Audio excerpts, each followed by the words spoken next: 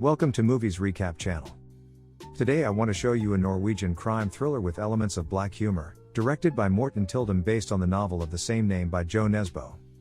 By the way, hurry up to watch it in the original version, otherwise Mark Wahlberg threatened to make a Hollywood version of the film. The protagonist of the film, Roger Brown, is a successful recruiter for a reputable firm. He is engaged in looking for the best employees for companies. Roger's reputation is so high that everything is given to him under control, and if he recommends someone to the chosen company, then this employee is hired without the slightest hesitation. However, Roger Brown has his own complexes. The main one is a height of 168 centimeters, but despite this flaw, the hero has a strong marriage with a beautiful wife. Roger believes that the most important thing in life is money, a lot of money.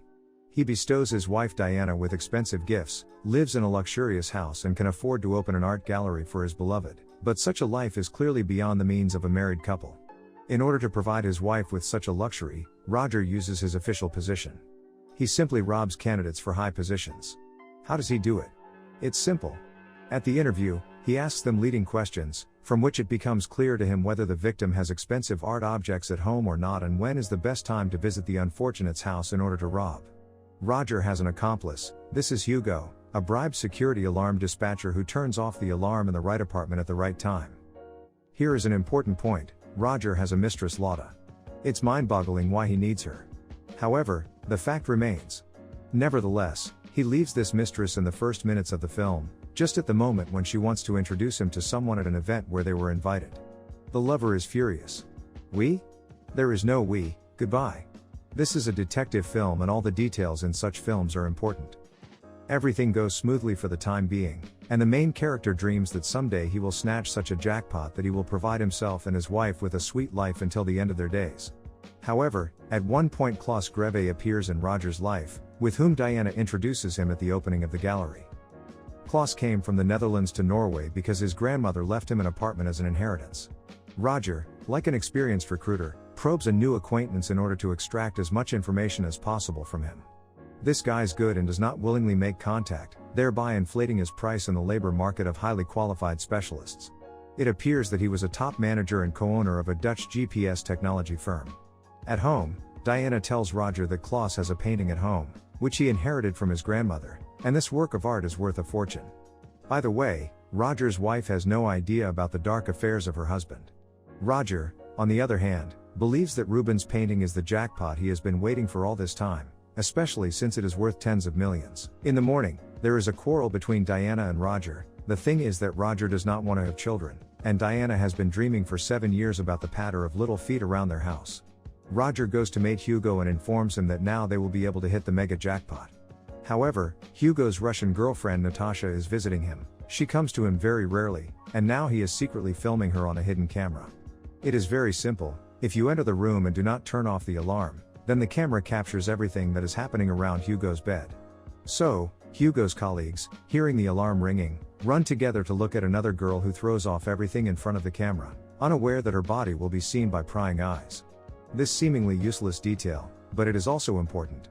Then the day comes when Roger meets with Klaus again. He tests the waters and believes that this time he has everything under control. However, you and I know that the game is no longer going one way, and that this dude Klaus Greve is not just flickering on our screens. Roger, on the other hand, thinks that he is smarter than anyone else. The next day, after a nice conversation with Klaus, he steals a painting from his grandmother's apartment. Everything goes smoothly, and without leaving the crime scene, Roger decides to call his wife to ask her forgiveness for being harsh with her in the morning. What a surprise it is for him when he hears a familiar ringtone in the next room. It turns out that his beloved Diana left her phone in Klaus's bedroom. What a blow for the main character. From this moment on, Roger seems to be in a fog. A couple of days later, his third meeting with Klaus took place. This time it was a meeting with the top management of the company that Klaus was aiming for. And here the candidate sits and tells tall tales to potential employers about what a great specialist he is and about the secret developments that were carried out in his former company Hope. Important detail. 1 milliliter of varnish contains 1 million tiny transmitters, and, when it applied to the skin, it is very easy to track down the enemy at any moment. Transmitters are only sensitive to dirt, which can temporarily block the signal they transmit. Roger listens to all this, but turns a deaf ear, because he has a betrayal of his wife with the villain Klaus before the eyes. Well, Klaus thinks that the new job is already in his hands, because the employers are delighted with him, but Roger breaks him abruptly. Nothing has been decided, they still need to look at the other candidates. On the way to his house, in the parking lot, Roger meets his former lover, who tells him that she is suffering in separation. She tries to hug him and runs her hands through his hair. In a decadent mood, Roger calls Hugo from home and asks him to come to his house, pick up the painting and forward the work of art for sale as soon as possible. What a surprise it is for the character when in the morning he finds the lifeless body of Friend in his car. Roger, of course, is not at a loss and put Hugo in the trunk of his car. However, when he wants to drive, he notices that there is some strange device in the seat, which, apparently, injected poison into his friend. Someone clearly wanted to poison the main character. At this time, Diana approaches the garage. Roger reacts to her extremely nervously, because he has already included her in the list of suspects. Diana is sad, she says she loves Roger and runs her hands through his hair. Nervous Roger goes to drown Hugo's body in the lake, but the dead man, once in the water, begins to flounder. He is alive. Roger pulls out Hugo and takes him to his house, having previously learned the password and disabled the alarm in the house. Hugo demands Roger to call an ambulance, because he can die from the effects of the poison. Roger, on the other hand, is afraid that all their scams with Hugo may be revealed and simply goes to the refrigerator to bring milk to a friend. Milk, according to Roger, should neutralize the poison. In addition to milk, Roger also finds a gun in the refrigerator, which he takes with him just in case, because his life is now in danger, and he still does not have any weapons. Hugo goes off the rails and starts shooting Roger with the Uzi, but overshoots and dies from his friend's bullet. Nothing can be fixed, and an upset Roger goes to the car and sees Klaus, who in the blink of an eye is near Roger and breaks the side window of his car with a stone. This time Roger manages to escape from the pursuer. On the way, our character takes off all his clothes and changes it. Then he throws everything into the lake, because he believes that the transmitters are somewhere on the clothes. Next, Roger follows to some farm. He stays in a small house and runs to a wooden toilet to hide the painting. Now he looks out of the latrine and sees that Klaus is already there. He goes with a white pit bull to the house rented by Roger, finds Roger's gun there and takes it for himself. Another minute and the dog will smell the fugitive, bite him to death. Therefore, Roger decides to take a desperate step. He dives deep into the smelly hole of the toilet. He puts his lips around the empty tube from paper roll in such a way that he can breathe. Bold move.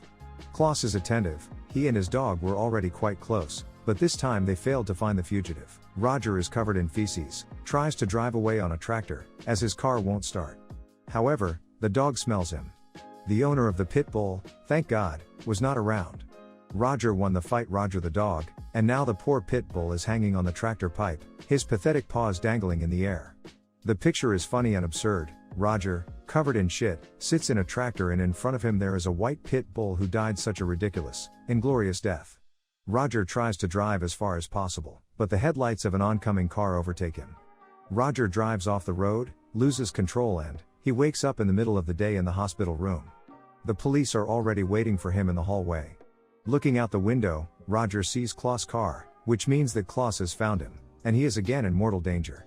Roger tries to escape from the hospital, but he is intercepted by 4 police officers who mistake him for Hugo.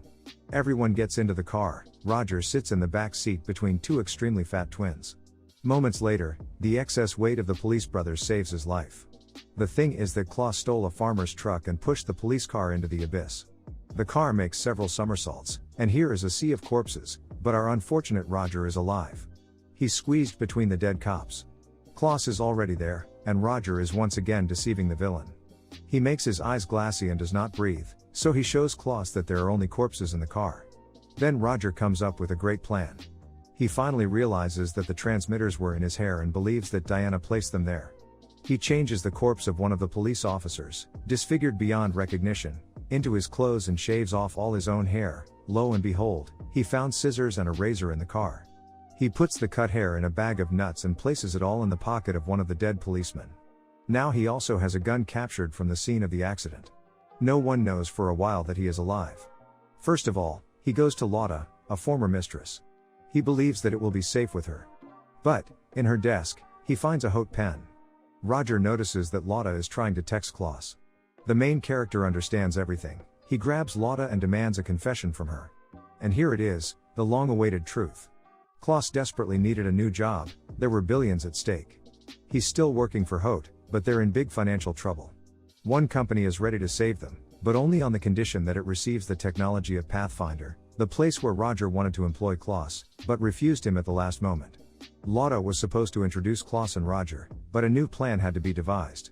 The villains came up with a new scenario, which was to use a fake picture to introduce Klaus to Diana, who had already brought the spy to her husband.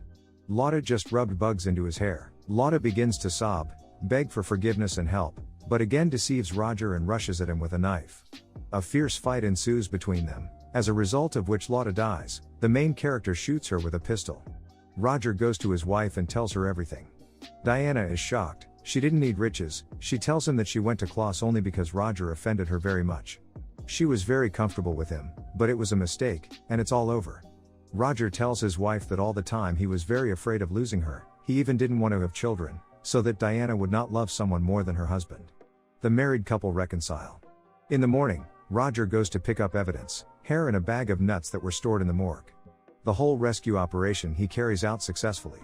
Meanwhile, Diana goes to Klaus, but why does she do it? At that time, Roger drives to Hugo's house and wipes out all his fingerprints. He arranges everything so that Klaus, who has come in, is visible to the guards, who will come running to the triggered alarm. Klaus shoots at Roger, but the cartridges are blank. They were replaced by Diana. Roger shoots Klaus with Hugo's Uzi. The guards see all this on their monitors.